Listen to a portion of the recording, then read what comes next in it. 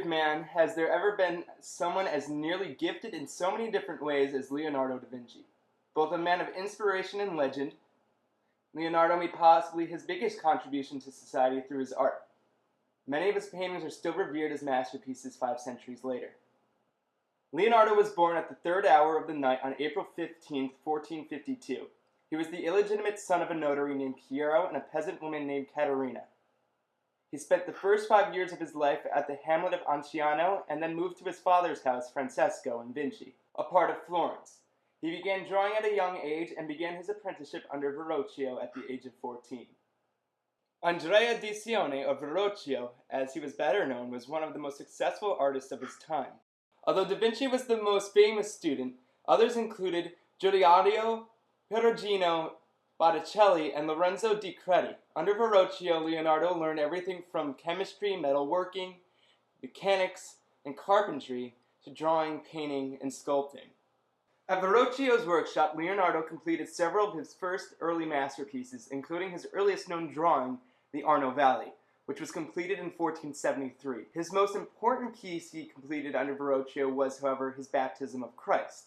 This painting, finished in 1475, was so impressive that, according to legend, Verrocchio never picked up a brush again. Da Vinci was also greatly influenced by other contemporaries, including Donatello and the Humanist movement, Piero della Francesca's studies on light and shade, and the Hugo van der Gogh's Portinari altarpiece, and his version of Netherlandish painting. Humanism was a philosophy based on dignity and the importance of the individual. In art, this meant that there was a switch from the stereotyped symbolic figures to the individual figure. It also meant a greater realism consequent with a new attention to detail, which is reflected in the development of a linear perspective, realism in faces and bodies. This would become evident in later pieces like the Mona Lisa.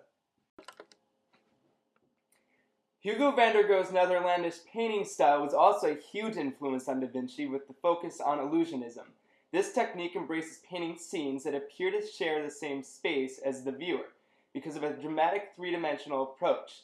This process, coupled with Piero della Francesca's studies on lighting and shade, would help Da Vinci's pieces like Virgin of the Rocks, Madonna of Carnation, and even The Last Supper.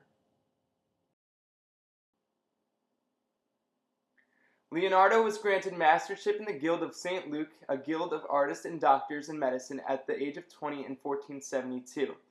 It wasn't until 1478 that he received his first major commission piece for the Chapel of St. Bernard, and his second for the Adoration of the Magi in 1481 for the monks of San Donato a Scopito. These commissions were halted and never finished, however, when Leonardo moved to Milan. Da Vinci worked in Milan from 1482 to 1499. There he was commissioned to paint the Virgin of the Rocks for the Confraternity of the Immaculate Conception and the Last Supper for the monastery of Santa Maria dei Lazzi. The Last Supper was finished in 1498 in Milan. This painting is actually a tempera mural on a gesso grounding, which allowed for moisture and mold and a relatively quick deterioration. It's a unique painting in composition, since the depth of the mural makes the viewer feel as though they are actually in the room, sitting across from Jesus and the 12 apostles. Even more interesting is the fact that Da Vinci picked the moment Jesus declares that someone will betray him. This allowed for a humanist-influenced style in the faces of the apostles, as Da Vinci was forced to use models to get the expression correct. According to Vasari, Da Vinci's biographer, Leonardo would go dawn till dusk without stopping to eat, and then not paint for days. The eeriness in composition has made this painting the center of myth and legend for centuries. Another legendary and probably the most famous piece of art of all time is Da Vinci's Mona Lisa. Although little is known about who Lisa was, according to Mona Lisa, the picture in the myth, and Vasari's biography of Da Vinci, she may have been the wife of a Florentine man named Francesco di Bartolomeo. Others speculate she was Da Vinci's mistress, and some even believe she was unworldly. The Mona Lisa was completed in 1505 in Florence, Italy. Since it was one of Da Vinci's last paintings, it was made from a new oil technique, although he applied it like tempera in a very thick fashion in order to make indistinguishable brushstrokes. It's a unique painting for a number of reasons, the most shocking of which is the smile. Leonardo used a soft shadow scheme around the mouth and the eyes to give Mona Lisa that famous smile. Due to the offset perspective of the painting, the eyes of the portrait seem to follow you no matter where you stand. Perhaps even more eerie is the serene landscape in the background of the portrait. The many elements of this painting and the life of its creator makes the Mona Lisa one of the most celebrated and mysterious pieces of all time.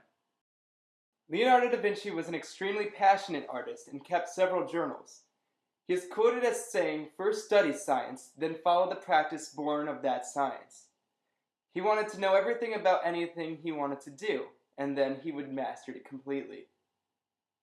To his students such as Marco Giorgione, Boltraffio, and Count Fresco Melzi, he would teach the rules of composition, perspective, lighting, and shadowing.